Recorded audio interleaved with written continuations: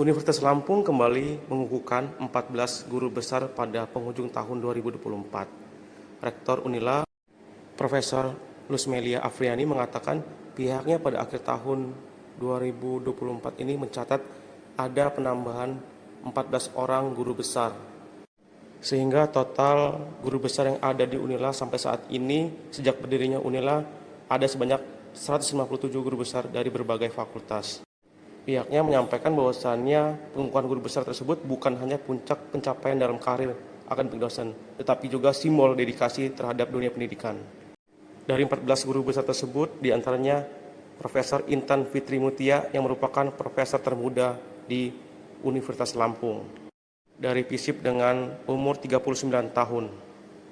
Dulu hanya mengajar saja, kalau sekarang jadi guru besar pastinya menulis. Kemampuan bahasa asing juga, karena jumlahnya juga berbeda. Sekarang juga internasional, ya. Kalau dulu mungkin lebih banyak buku, walaupun sekarang buku tetap menjadi pendukung ya. Tidak kita pungkiri itu.